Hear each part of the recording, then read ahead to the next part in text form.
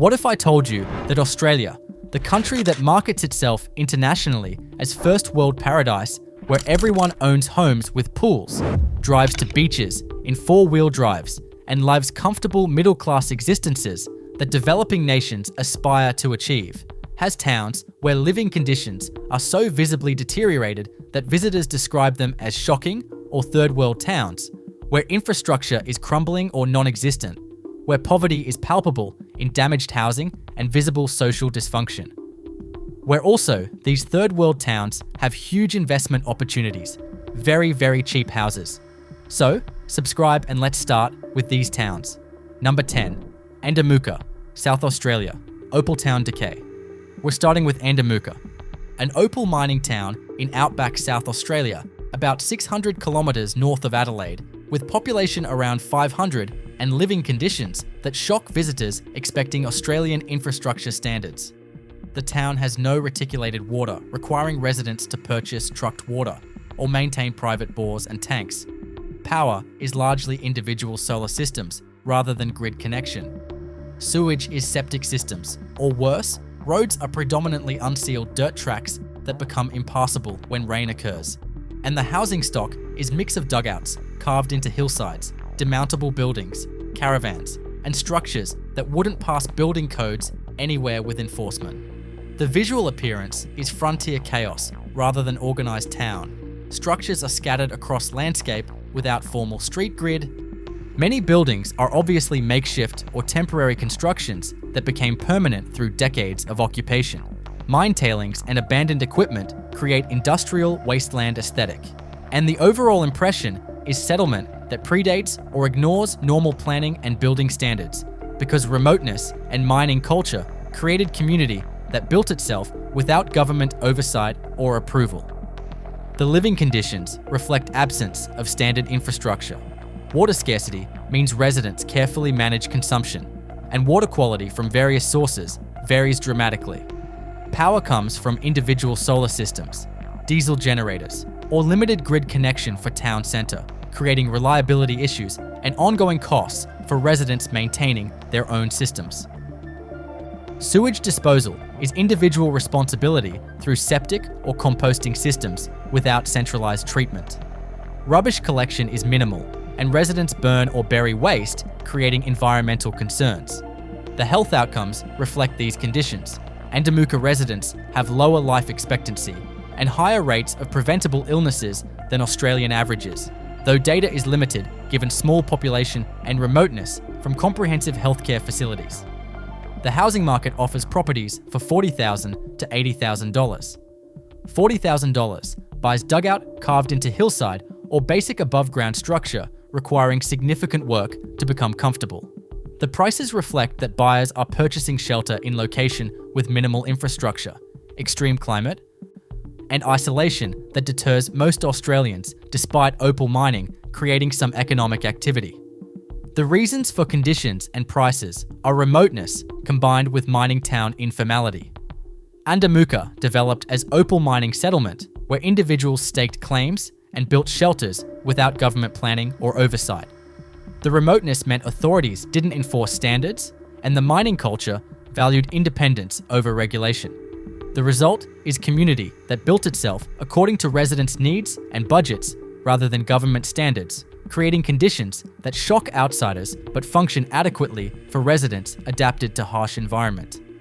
The opportunity is home ownership at $40,000, but buyers must understand they're purchasing shelter in community without standard infrastructure, requiring self-sufficiency in water, power, and waste management. The town isn't abandoned. 500 people live functional lives here, but the conditions require adaptation and acceptance that Australian living standards don't apply uniformly across the continent. Number 9. Wilcannia, New South Wales, extreme disadvantaged town. Wilcannia is in far west New South Wales, about 200 kilometres northeast of Broken Hill, with population around 700 and living conditions so severe that journalists consistently describe it as Australia's most disadvantaged town. Life expectancy for Indigenous males is 37 years below national average. Unemployment exceeds 90% for Indigenous working age population. Housing is a mix of government-provided homes in various states of disrepair and informal structures. Infrastructure, including roads and utilities, is visibly deteriorating, and the town centre shows obvious signs of economic collapse with closed businesses and damaged buildings. The visual appearance is shocking. Many houses have broken windows, damaged roofs, and yards filled with abandoned vehicles and debris. Streets are potholed and deteriorating. The few operating businesses have security measures suggesting dysfunction and crime concerns. Public spaces show neglect and damage. The overall impression is town that government has abandoned and residents lack resources to maintain. The living conditions are documented as among Australia's worst. Housing is predominantly government-provided social housing, much of which is overcrowded with multiple families sharing homes designed for single families. Maintenance is inadequate, and repairs take months or years. Water and sewage systems function, but aging infrastructure creates regular failures. Power is grid-connected, but costs are a significant burden on welfare-dependent population. The health outcomes are catastrophic. Life expectancy gaps of 30 to 40 years compared to Australian averages, diabetes and kidney disease at epidemic levels, preventable illnesses causing deaths that wouldn't occur in resourced communities, and hospital presentations for assault injuries indicating violence epidemic. The housing market has properties listed at $40,000 to $100,000, though sales are rare because banks won't finance purchases in towns with such severe dysfunction and buyers fear both safety and property value concerns. $40,000 buys government housing stock being sold as authorities exit market or older housing in various states of disrepair. The reasons for conditions are colonial dispossession, creating indigenous population concentrated in town without employment, followed by decades of policy neglect where governments provided minimal services and no economic development, creating dependency on welfare without opportunities for meaningful participation in economy. The dysfunction is symptom of policy failure rather than inherent community defect. The opportunity for housing purchase exists technically, but buying property in Wilcannia requires understanding that you're entering community dealing with extreme social dysfunction, and outsiders are viewed with suspicion or hostility given historical exploitation. The cheap housing reflects that most Australians consider town unlivable, regardless of price. Number 8. Tennant Creek, Northern Territory, remote service, town crisis. Tennant Creek is in Northern Territory, about 500 kilometres north of Alice Springs, with population around 3,000 and living conditions that reflect chronic underfunding and social dysfunction.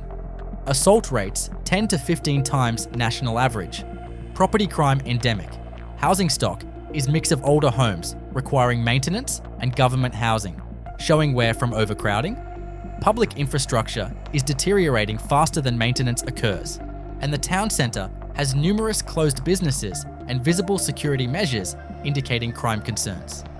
The visual appearance shows economic decline, closed shops, damaged buildings, minimal investment in public spaces, and housing areas with visible disrepair, including damaged fences, overgrown yards, and vehicles in various states of abandonment. The overall impression is town struggling to maintain basic standards against pressures of poverty and dysfunction. The living conditions reflect remoteness and underfunding.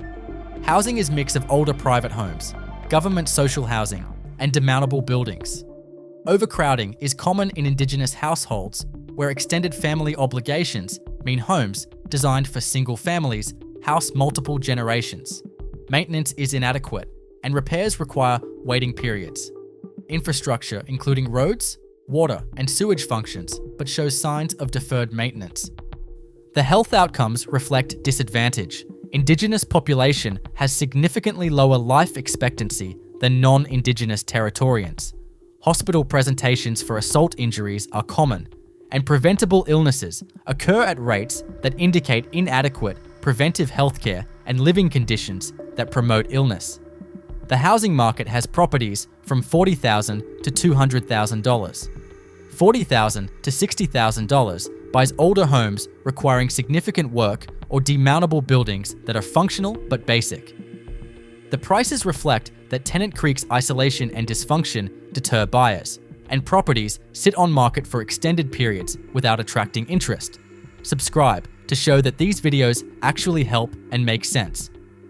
The reasons for conditions are service town dynamics, where surrounding Indigenous communities come to Tennant Creek, creating transient population, combined with remote location, meaning services cost more and recruitment is difficult, and historical underfunding, creating infrastructure deficit that compounds over decades.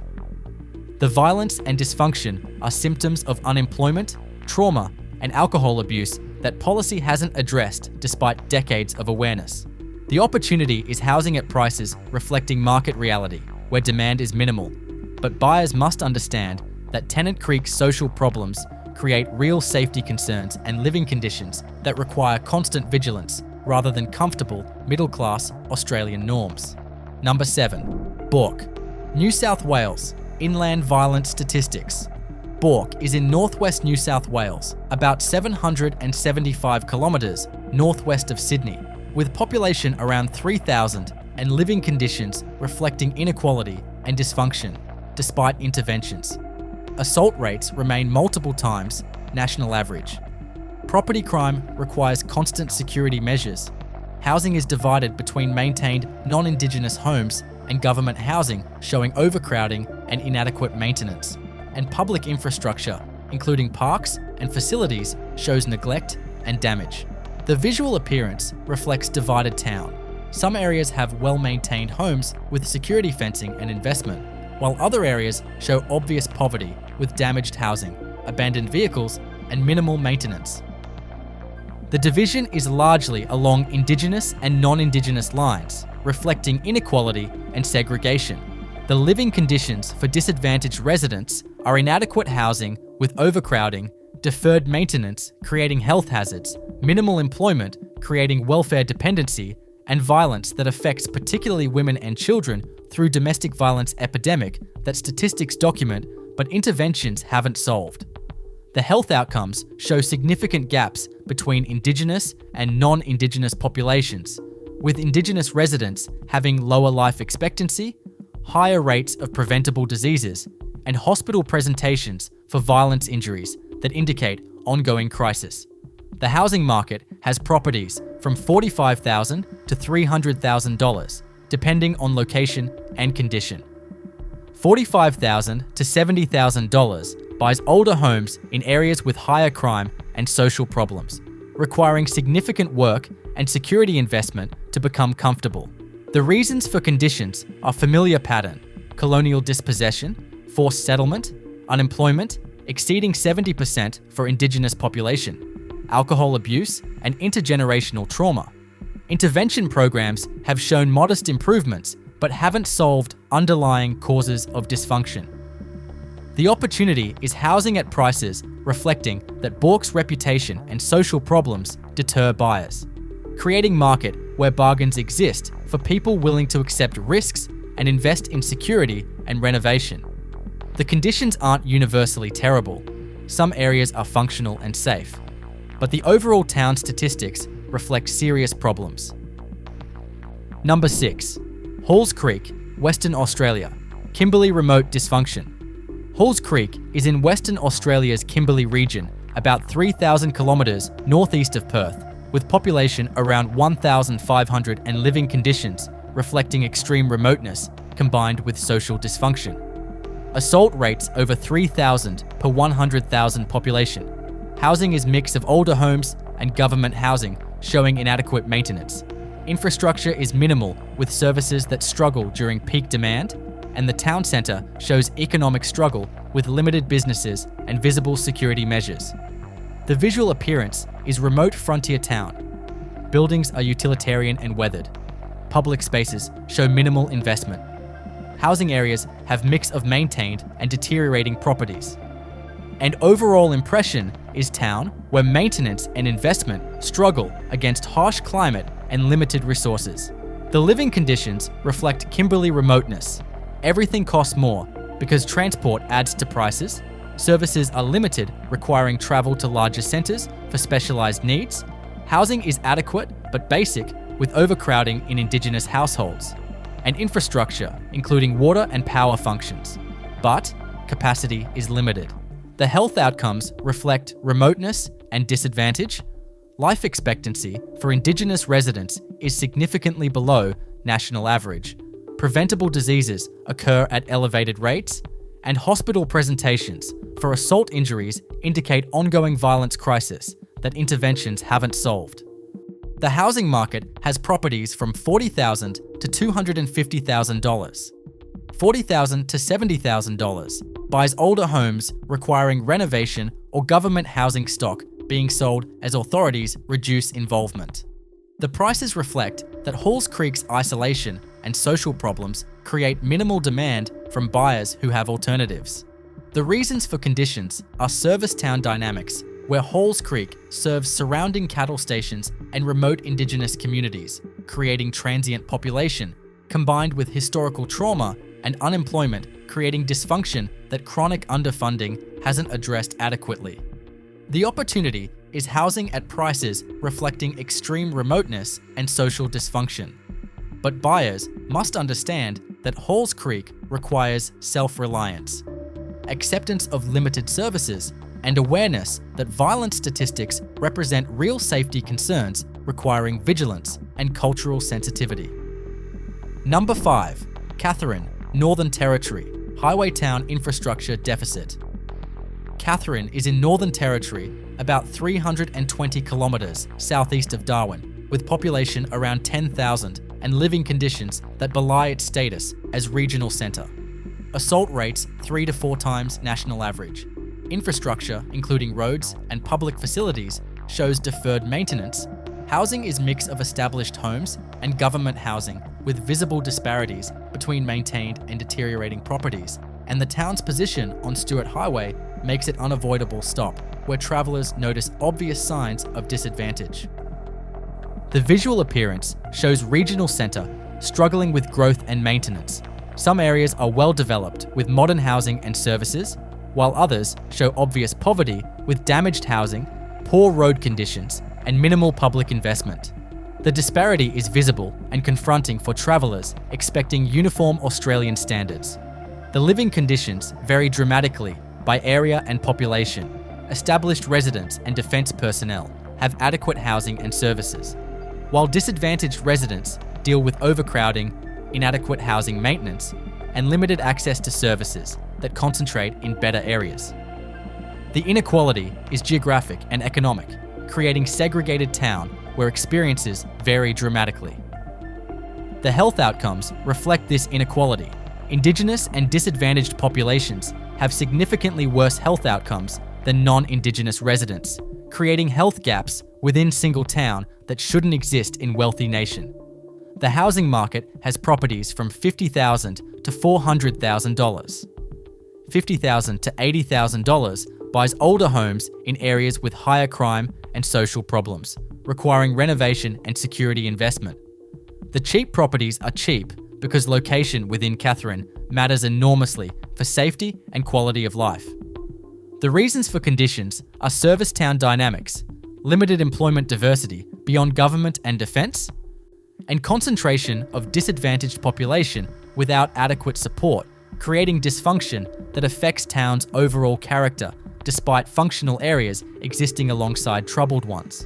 The opportunity is housing at prices reflecting that Katherine's position on Stewart Highway can't be avoided by travellers who witness town's problems and spread reputation that deters potential buyers, creating market where cheap housing reflects real concerns about safety and quality of life.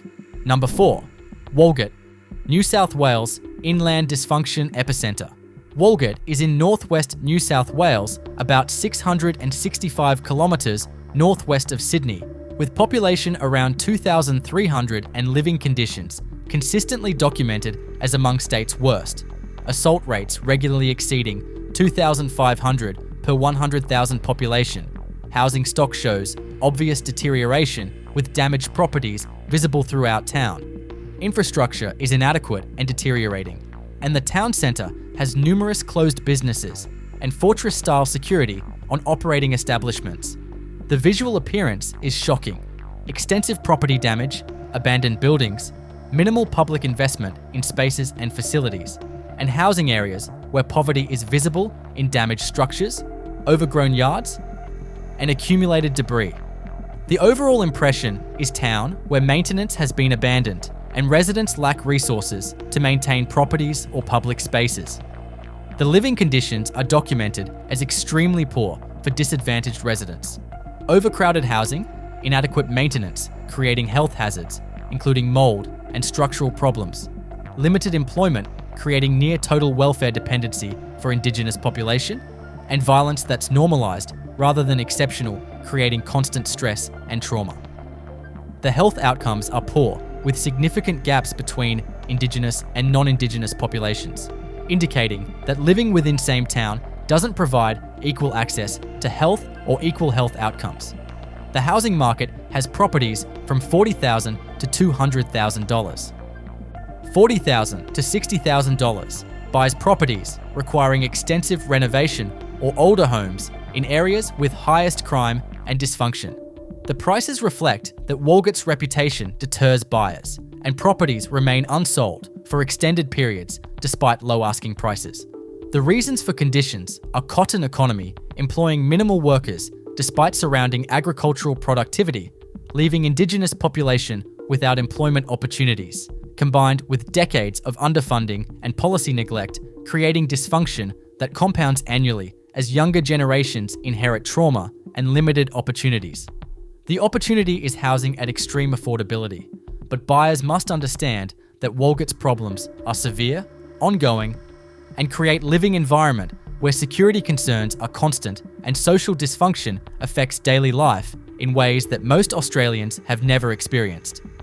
Number 3. Laverton, Western Australia, remote goldfields. Extreme Laverton is in Western Australia's goldfields, about 360 kilometres northeast of Kalgoorlie, with population around 1,000 and living conditions reflecting extreme isolation combined with boom-bust mining economics. Assault rates approaching or exceeding 5,000 per 100,000 population, making it statistically among Australia's most violent towns. Housing is mix of mining accommodation and older homes showing minimal maintenance. Infrastructure is basic, with services strained during peak periods. And the town's remoteness means everything costs more, while services remain minimal. The visual appearance is frontier outpost. Buildings are utilitarian and weathered. Public spaces are minimal. Housing shows the wear of harsh climate and limited maintenance budgets. An overall impression is town, where comfort and aesthetics are afterthoughts to basic functionality. The living conditions reflect extreme isolation. Residents are hours from comprehensive services. Costs for everything are elevated due to transport. Housing is adequate but basic, with limited rental market and minimal property maintenance. And social problems concentrate in small population, creating volatile conditions. The health outcomes reflect remoteness and disadvantage, with Indigenous population having significantly worse outcomes than non-Indigenous residents. And overall population having worse outcomes than Australian averages due to isolation from comprehensive healthcare. The housing market has properties from $40,000 to $150,000. $40,000 to $70,000 buys basic homes requiring work or mining accommodation being sold as companies exit. The prices reflect that Laverton's extreme isolation and social dysfunction create minimal demand. The reasons for conditions are gold mining volatility, creating boom-bust cycles, extreme isolation, concentrating social problems, and limited services, creating conditions where dysfunction perpetuates without adequate intervention. The opportunity is housing at prices reflecting extreme remoteness. But buyers must understand that Laverton's isolation and violent statistics represent real challenges requiring self-reliance and acceptance of conditions most Australians consider unacceptable. Number 2. Port Pirie, South Australia, industrial legacy town. Port Pirie is on South Australia's Spencer Gulf, about 220 kilometres from Adelaide, with population around 14,000 and living conditions reflecting industrial heritage and economic challenges. The lead smelter has created environmental contamination, particularly affecting children with elevated blood lead levels documented for decades. housing in industrial areas shows deterioration and minimal investment. Public health campaigns warn about environmental exposure, and economic opportunities beyond industry are limited, creating disadvantage. The visual appearance shows industrial town. The smelter dominates skyline. Housing near industrial areas is visibly aged and weathered, and the town overall shows limited investment beyond industrial infrastructure. The contamination isn't visible, but its effects on children's health have been documented extensively. The living conditions for disadvantaged residents are housing near industrial contamination, limited employment opportunities, and health concerns that particularly affect children whose blood lead levels require monitoring and intervention. The environmental legacy creates ongoing health burden that affects families across generations. The health outcomes show effects of lead exposure, particularly on children's development, combined with disadvantage-related health issues, creating outcomes below state averages for affected populations. The housing market has properties from $60,000 to $300,000. $60,000 to $100,000 buys older homes in industrial areas where contamination concerns deter buyers with children, creating market where prices reflect environmental risks that can't be ignored despite cleanup efforts. The reasons for conditions are industrial legacy creating environmental burden, combined with economic dependence on industry that limits employment diversity and creates vulnerability when industry reduces operations. The opportunity is housing at prices reflecting environmental concerns that deter families, creating market for single buyers, investors, or people willing to accept contamination risks that have been mitigated but not eliminated. Number 1. Coober, Pedy, South Australia, underground town extremes. At number 1, Coober, Pedy in outback South Australia, about 840 kilometres north of Adelaide, with population around 2,000 and living conditions so unusual and challenging that descriptions of underground living, extreme heat, isolation, and basic infrastructure shock visitors expecting Australian standards. Half the population lives in underground dugouts to escape 50-degree surface temperatures. Water is scarce and expensive, requiring purchase or bore access. Power is largely individual solar or diesel generators. Sewage is septic systems. Roads are predominantly unsealed dirt. And the surface landscape is moonscape of mining mullock heaps, creating post-apocalyptic aesthetic. The visual appearance is genuinely shocking. The surface is white mullock heaps from opal mining. Temperatures are extreme, making outdoor activity dangerous for much of year. Buildings are scattered and basic, and the overall impression is human settlement existing in environment that's marginally habitable and requires adaptation to survive. The living conditions are unique. Underground dugouts maintain constant 22 to 24 degrees, eliminating need for heating or cooling, but requiring carved rock living spaces that visitors find claustrophobic. Surface living requires extreme cooling systems, consuming significant power. Water scarcity means careful management and significant costs. The remoteness means all supplies are expensive and delayed. The health outcomes reflect harsh environment and remoteness. Medical facilities are basic, requiring evacuation for serious issues. And the isolation attracts transient population, avoiding problems elsewhere, creating community where dysfunction concentrates alongside functional long-term residents. The housing market has dugouts and surface homes from $40,000 to $300,000. $40,000 to $80,000 buys basic dugout requiring work or older surface home needing extensive renovation. The prices reflect that Coober, Pedy's extreme environment and isolation deter buyers despite opal industry, creating economic activity. The reasons for conditions are living at edge of habitability, where summer heat makes surface living dangerous without extensive cooling, water scarcity making every drop valuable, and isolation meaning everything costs more while services remain minimal. The town exists because opals provide economic reason to endure conditions most Australians consider uninhabitable. The opportunity is unique underground living at prices that make it accessible, but buyers must understand that Coober, Pedy requires genuine adaptation to harsh environment, acceptance of isolation and scarcity, and understanding that living here means surviving conditions rather than enjoying comfortable Australian suburban norms. Support the channel by subscribing, because content examining Australia's inequality and disadvantaged towns beats property investment content pretending Wealth Nation has uniform living standards.